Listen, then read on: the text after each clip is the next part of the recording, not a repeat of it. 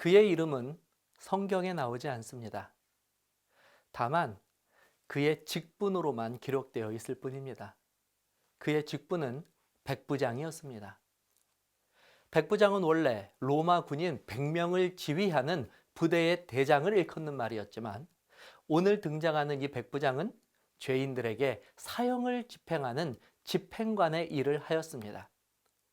그날은 유대의 총독 빌라도의 갑작스러운 명령으로 3명의 죄수에게 십자가형이 내려졌습니다.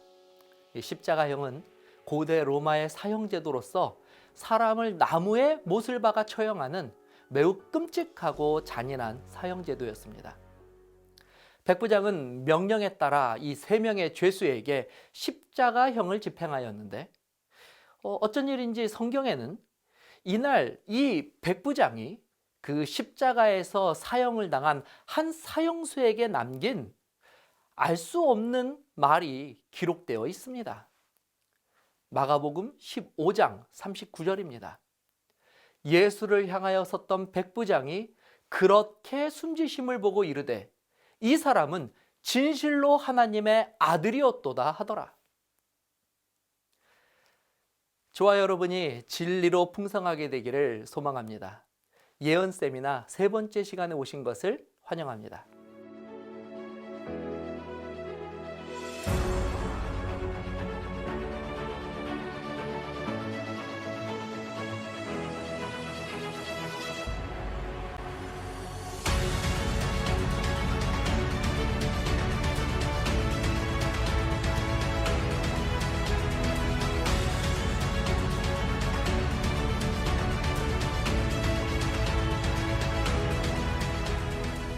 자, 이날 로마 백부장이 하나님의 아들이라고 고백한 대상은 바로 예수님이었습니다. 그러나 이상한 점은 이 로마 백부장이 본 예수님은 우리가 잘 알고 있는 것처럼 무리를 걸으시거나 문둥병자를 고치시거나 죽은 자를 살리시는 그런 기적을 베푸시는 예수님의 모습을 본 것이 아닙니다. 심지어 이 백부장은 예수님을 따라다녔던 제자도 아니고 게다가 유대인도 아닌 이방인 로마 병사로서 그저 예수님을 죄인으로 처형시키는 일을 했던 자였습니다. 그에게 예수님은 그저 다른 죄수들과 마찬가지로 그날 사형을 시켜야 할 죄수 그 이상도 이하도 아니었을 것이 분명한데, 어떻게 이 죄수를 보고 이 백부장은 진실로 하나님의 아들이었도다라고 고백할 수 있었을까요?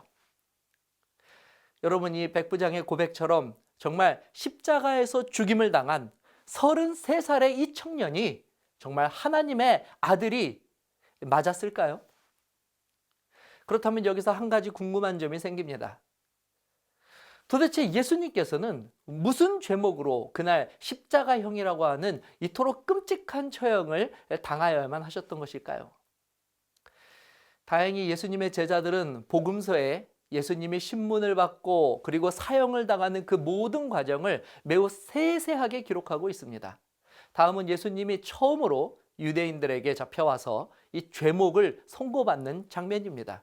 누가복음 22장 70절 71절입니다. 다 이르되 그러면 내가 하나님의 아들이냐? 대답하시되 너희들이 내가 그라고 말하고 있느니라. 그들이 이르되 어찌 더 증거를 요구하리요? 우리가 친히 그의 입에서 들었노라 하더라. 여기 유대인들이 예수님을 죄인으로 선고한 죄목이 등장합니다. 그 죄목이 무엇이었습니까? 예수님의 죄목은 자신을 하나님의 아들이라고 주장한 것입니다. 아마 현대를 살아가는 우리 입장에서는 아니 어떻게 이것이 사형을 시킬 만한 죄냐고 의아해하실 수도 있습니다. 하지만 당시 유대 사회에서는 자신을 신의 아들로 이야기하는 것은 신성을 모독하는 중대한 범죄였습니다.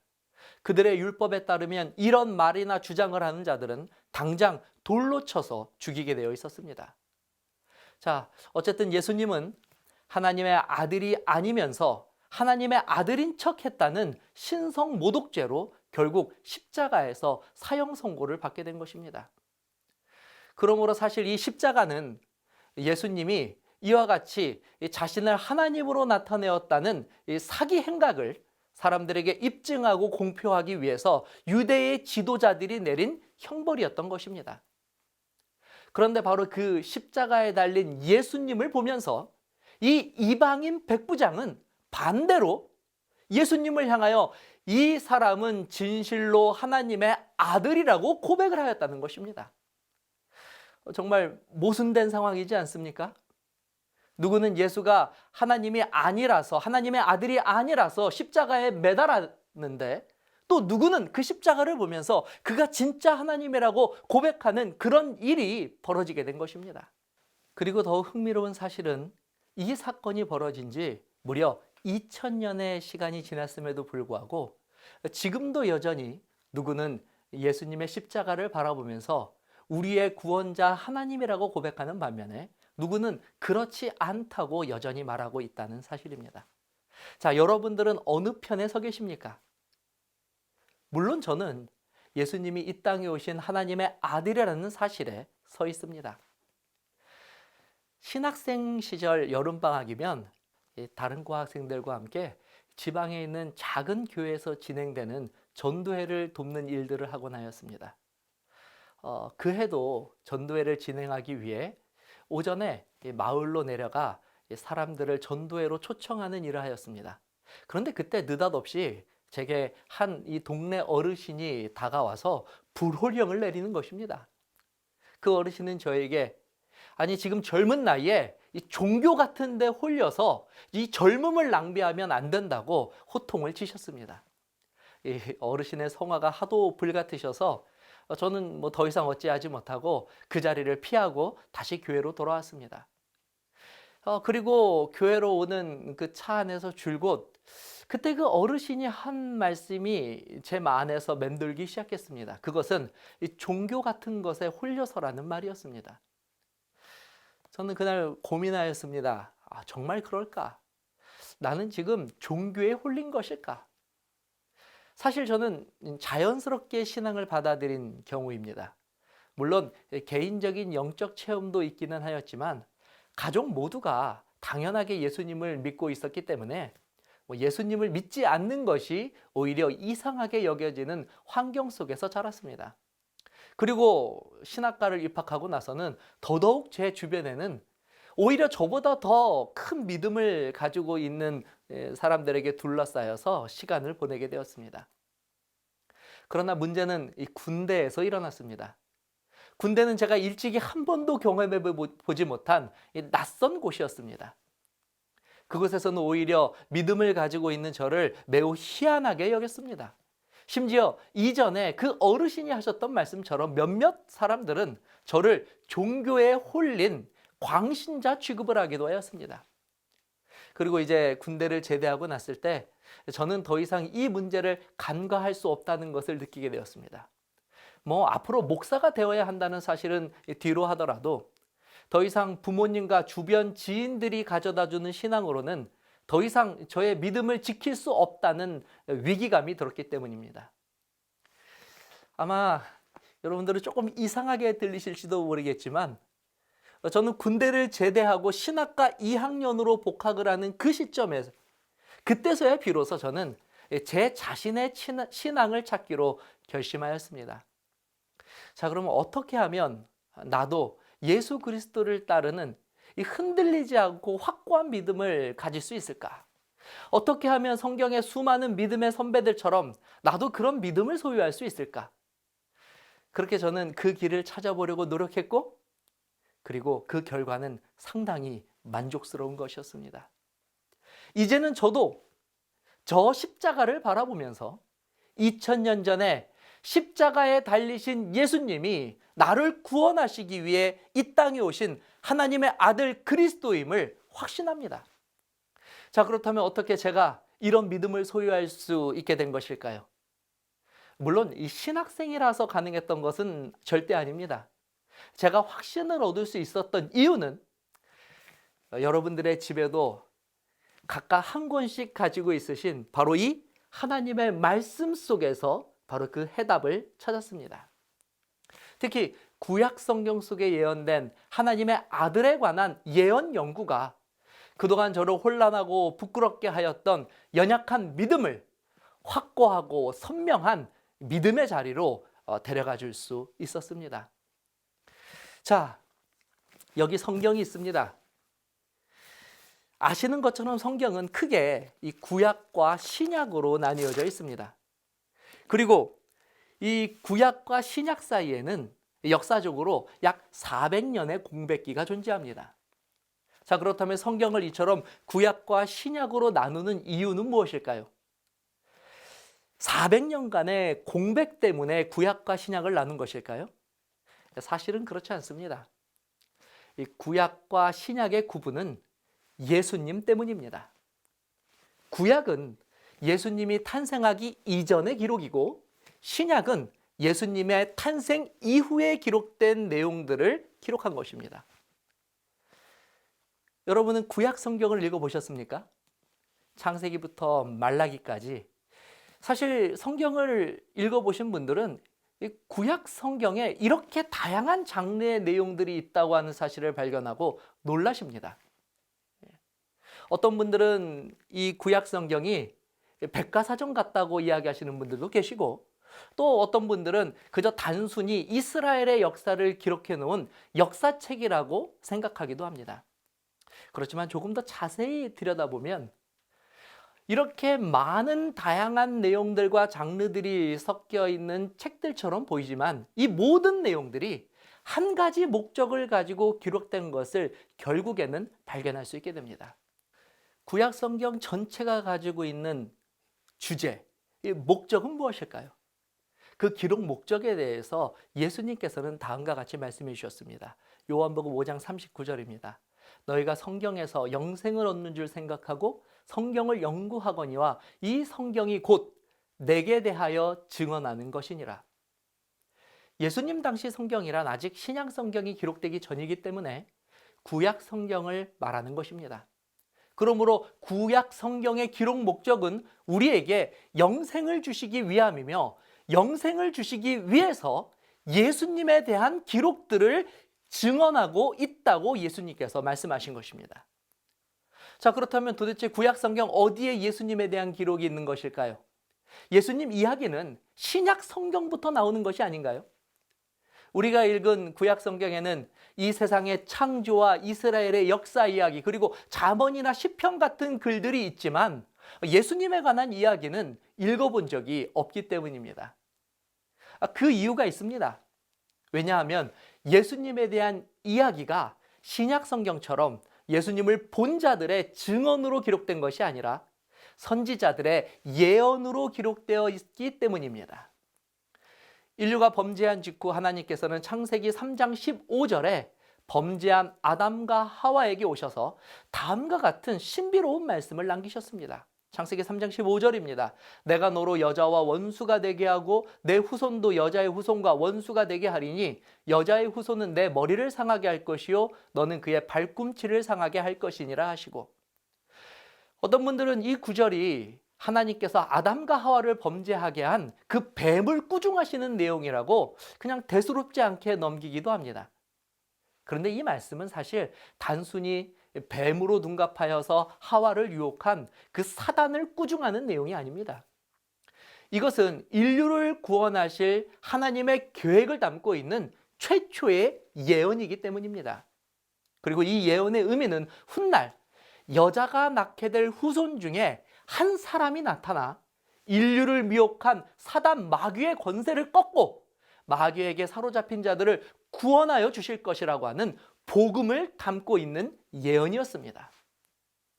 이렇게 구약 성경은 하나님께서 범죄한 인류를 구원할 구원자를 보내주시겠다고 하는 예언으로 시작하고 있고, 그리고 이 구약 성경 전체는 그 구원자인 여자의 후손이 어떠한 방법으로 이 땅에 오실 것인지를 구체적인 많은 내용들을 예언을 통하여서 우리들에게 알려주신 기록 계시인 것입니다. 자, 조금 더 쉽게 설명을 좀 드리면, 만일 제가 여러분들에게 사람이 많이 모이는 휴일에 놀이공원에서 제 딸을 좀 만나달라고 부탁한다면 여러분들은 어떻게 제 딸을 찾으시겠습니까? 물론 이제 영상을 통하여 저의 얼굴을 보셨으니까 우선은 저랑 비슷한 사람들을 찾으실 것입니다. 그런데 사실 저랑 비슷한 사람으로 저의 딸을 찾는 것은 거의 불가능한 일일 것입니다. 여기서 좀 논리적인 분들이라면 제가 한 말을 분석해 보실 것입니다. 우선 딸이라는 정보를 제가 드렸으니까 남자들 중에서는 찾지 않으실 것이고, 또 저의 딸이라고 했으니 저의 나이를 대충 가늠해 보시고 적어도 뭐 10대나 그 이하의 여자아이들 중에서 찾으실 것입니다. 하지만 이런 정보만을 가지고 휴일에 놀이공원에서 저의 딸을 찾기란 여전히 불가능하다고 느끼실 것입니다. 그런데 제가 여러분들이 이 놀이공원에 도착하기 전에 계속해서 이런 정보를 여러분들에게 준다면 어떻겠습니까? 제 딸은요, 오전 10시에 3번 게이트를 통해서 놀이공원에 입장할 것입니다.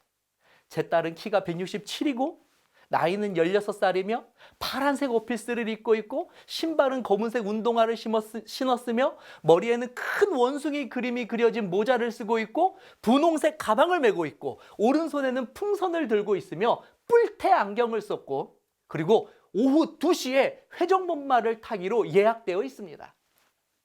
자, 혹시 이렇게까지 말씀드렸는데도 제 딸을 알아보지 못하신다면 그건 제게 문제가 있는 것이 아니라 찾는 여러분들에게 문제가 있는 것이라고 말씀드릴 수 있습니다.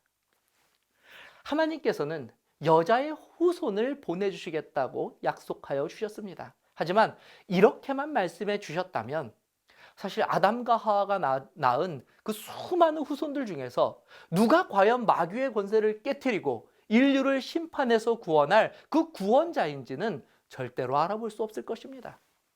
그래서 하나님께서는 이 범죄한 인류가 이 구원자가 나타날 때 그를 알아보고 찾을 수 있도록 구약 성경에 수많은 예언을 통하여 그분에 대한 정보를 주신 것입니다. 처음 성경을 읽을 때 많은 분들이 참 곤욕스러워하는 것이 이 성경에 기록된 족보를 읽을 때입니다. 한참 흥미를 가지고 성경을 읽을 때 갑자기 이렇게 지루한 족보가 나타나면 지금까지 읽었던 이 성경에 대한 흥미가 싹 사라지는 경험들을 하셨을 것입니다. 그런데 여러분, 이 성경에 족보가 왜 나와 있는지 아십니까? 이 구약 성경의 족보가 바로 여자의 후손이 누구인지를 알려주기 위해서 하나님께서 예언으로 우리에게 주신 바로 여자의 후손에 대한 정보이기 때문입니다. 그러므로 구약의 족보를 자세히 읽다 보면 여자의 후손이 누구의 후손으로 오게 되는지를 발견할 수 있게 됩니다. 신약성경 마태복음 1장이 족보로 시작하는 이유가 바로 그것입니다. 마태복음 1장 1절입니다. 아브라함과 다윗의 자손 예수 그리스도의 계보라. 여기서 계보가 바로 족보입니다. 마태는 예수님이 그리스도라고 하는 사실을 말하고 싶었습니다. 이 그리스도는 구약의 메시아라고 하는 단어를 헬라어로 읽은 것입니다. 그리고 이 구약의 메시아가 바로 창세기 3장 15절에 예언된 이 땅에 오시는 구원자, 즉 여자의 후손을 가리키는 단어였습니다. 그러므로 마태는 족보를 통해서 예수님이 그리스도, 즉 구약의 메시아, 창세기 3장 15절에 인류를 마귀의 권세로부터 구원하실 분이라는 그 사실을 증명하기 위해서 바로 구약의 족보와 예수님의 족보를 함께 비교하여서 기록한 것입니다. 뿐만 아닙니다. 이 구약 성경 미가서에서는 이 여자의 후손이 어디에서 탄생할지를 예언하고 있습니다. 미가서 5장 2절입니다. 베들레헴 에브라다야, 너는 유다 족속 중에 작을지라도 이스라엘을 다스릴 자가 내게서 내게로 나올 것이라.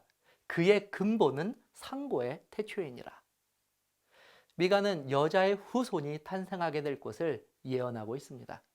베들레헴이 바로 여자의 후손이 탄생할 장소입니다. 그리고 여기서 우리가 한 가지 더 알 수 있는 사실은 이 여자의 후손이 인간의 자녀로 오게 되지만 실상 그의 근본은 상고의 태초라는 것입니다. 이 근본이 태초에 있다는 표현은 태초부터 존재하시고 온 세상을 창조하신 여호와 하나님께만 쓰이는 표현입니다. 그러므로 이 예언에 따르면 오시는 여자의 후손은 베들레헴에서 태어나시지만 인간의 모습을 한 하나님으로 이 땅에 오신다는 것입니다. 여자의 후손에 대한 예언은 여기서 그치지 않습니다. 이사야 7장 14절입니다. 그러므로 주께서 친히 징조를 너희에게 주실 것이라. 보라, 처녀가 잉태하여 아들을 낳을 것이요 그의 이름을 임마누엘이라 하리라. 이 예언에서도 역시 여자의 후손은 임마누엘, 우리와 함께 하시는 하나님이라는 동일한 정보를 주고 있으며 덧붙여서 그분은 처녀가 잉태하는 것을 통해 이 땅에 탄생하게 된다고 예언하고 있습니다. 사실 이것은 현실 세계에서는 불가능한 일입니다. 아니, 어떻게 처녀가 임신을 할 수 있겠습니까? 이것만 놓고 보면 굳이 구약 성경에 다른 예언들이 필요했을까 하는 생각마저 듭니다. 아무리 다른 많은 예언들이 있다고 하더라도 이 한 가지 예언이 진짜로 성취가 된다면 여자의 후손으로 오실 분이 누구인지는 너무나 분명하게 밝혀낼 수 있기 때문입니다. 그리고 정말 이런 일이 일어났습니다. 인류 역사상 유일하게 처녀의 몸에 잉태되어 태어나신 분이 계십니다. 그분이 누구십니까? 나사렛 예수입니다. 지금으로부터 2000년 전 유대 땅에 마리아라 불리는 한 여성이 처녀의 몸으로 한 아이를 임신하는 놀라운 일이 실제로 일어나게 됩니다. 여기서 더 놀라운 것은 이 아이가 태어날 때쯤 로마 황제가 갑작스럽게 모든 유대인들은 자신이 태어난 곳으로 가서 반드시 호적을 하라는 명령을 내립니다.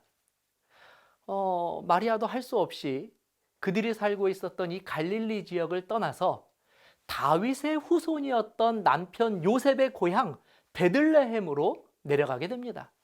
그리고 결국 그곳에서 아이를 출산하였다는 사실입니다. 방금 우리는 짧게 나사렛 예수의 출생의 기록들을 살펴보았습니다. 그리고 우리는 나사렛 예수의 출생과 구약에 예언된 여자의 후손에 대한 예언들이 하나도 빠짐없이 모두 일치하며 또 성취되고 있음을 발견하게 됩니다. 여기에는 예수님이 행하신 기적이나 청중을 사로잡는 연설의 내용이 포함되어 있지 않습니다. 오직 구약에 예언된 하나님의 말씀만을 통해 나사렛 예수가 하나님이 보내신 여자의 후손임을 증명하고 있는 것입니다. 자, 다시 우리는 십자가 사건이 일어난 그 자리로 돌아가 보도록 하겠습니다. 예수님께서 십자가에서 달리신 날은 금요일이었습니다. 로마인들은 일반적으로 십자가형을 진행하면 십자가에서 목숨이 끊어진 후에도 계속해서 죄인들을 본보기 형식으로 나무에 매달아 놓았습니다. 그러나 예수님이 십자가에 달리신 금요일은 유대인들에게 다음날 안식일을 준비해야 하는 시간이었습니다. 게다가 예수님이 십자가에 달리신 그 주 안식일은 유대인의 명절인 유월절이기도 하였습니다. 그래서 유대의 지도자들은 빌라도에게 죄인들의 다리를 빨리 꺾어달라고 부탁했습니다. 왜냐하면 이 방법을 사용하면 이 십자가에 달린 죄수들이 숨을 쉬기 위해서 다리를 뻗지 못하기 때문에 즉시로 사망하였기 때문입니다. 물론 이것은 고통당하시는 예수님을 위해서 한 요구는 결코 아니었습니다. 오히려 그들은 예수님의 다리를 꺾음으로 그의 죽음을 더 수치스럽게 만들 수 있을 것이라고 여겼고, 그렇게 함으로 그들은 이 죄수들의 처형을 안식일 전에 끝내고 그 시체를 빨리 처리하는 이 두 가지 이득을 다 얻기를 원했기 때문입니다. 결국 이 요구에 따라 빌라도는 군인들에게 이 죄수들의 다리를 부러뜨리라는 명령을 내렸습니다. 그런데 어떻게 된 일인지 로마의 군병들이 예수님께 왔을 때 예수님은 이미 숨을 거두신 후였습니다. 그래서 다른 두 죄수의 그 다리는 부러졌음에도 불구하고 예수님은 어떤 뼈도 부러지지 않은 채 십자가에서 죽음을 맞이하셨습니다. 그런데 구약 성경 시편에는 오실 여자의 후손에 대한 다음과 같은 예언이 기록되어 있습니다. 시편 33편 20절입니다. 그의 모든 뼈를 보호하시며 그 중에서 하나도 꺾이지 아니하도다. 예수님이 십자가에 달리신 안식일은 유월절이었다고 제가 말씀드린 것을 기억하실 것입니다. 유월절은 이스라엘 백성들이 자신을 구원하신 하나님의 은혜를 기억하며 양을 잡아 하나님께 제사를 드리는 명절이었습니다. 그런데 그 양을 잡아 제사를 드릴 때에 한 가지 규례가 있었습니다. 민수기 9장 12절입니다. 아침까지 그것을 조금 더 남겨두지 말며 그 뼈를 하나도 꺾지 말아서 유월절 모든 율례대로 지킬 것이니라. 그렇다면 왜 이스라엘 백성들은 하필 양을 잡아서 제사를 드렸을까요? 왜냐하면 그들이 출애굽을 할 당시 하나님의 마지막 10번째 재앙이 애굽이 내려질 때 그들이 양을 대신 잡아 그 희생으로 말미암아 그들의 생명이 구원을 받았기 때문입니다. 이후 하나님께서는 모세에게 제사 제도를 명령하시면서 범죄한 죄인들이 자신들의 죄를 대신할 양을 잡도록 명령하셨습니다. 그러므로 유대인들에게 양이란 자신들의 죄를 대신하여 죽임을 당하는 대속물인 동시에 그들을 구원하시는 구원자이신 하나님의 아들을 상징하는 것이었습니다. 그래서 침례 요한은 예수님을 보자마자 이렇게 소리쳤던 것입니다. 보라, 세상 죄를 지고 가는 하나님의 어린 양이로다. 왜냐하면 침례 요한에게 있어 예수님은 구약의 모든 예언을 성취하며 이 땅에 오신 분으로서 범죄한 인류의 모든 죄를 대신 지고 죽임을 당할 바로 그 유월절 어린 양이라고 하는 믿음이 있었기 때문입니다. 그리고 바로 이 침례 요한의 고백처럼 예수님은 유월절 양 잡는 시간에 다리가 꺾이지 않은 채로 돌아가셨습니다. 예수님은 십자가의 다른 죄수들과 분명 달랐습니다. 수없이 많은 죄수들을 십자가에 처형시킨 이 백부장의 눈에 이런 예수님의 모습은 분명 충격적이었을 것입니다. 그분은 다른 죄수들처럼 반항하지도 않았습니다. 몸부림치지도 않았습니다. 심지어 자신을 죽이려는 자들을 향하여 저주를 퍼붓지도 않았습니다. 그리고 예수님은 오히려 이렇게 말씀하셨습니다. 누가복음 23장 34절입니다. 이에 예수께서 이르시되 아버지 저들을 용서하여 주옵소서 자기들이 하는 것을 알지 못함이니이다. 여러분, 이것이 십자가에서 제대로 된 재판도 받지 못하고 억울하게 죽어가는 한 청년이 할 수 있는 말이겠습니까? 어떻게 이 예수는 죽어가는 순간까지도 이토록 큰 사랑을 사람들에게 보여줄 수 있었던 것일까요?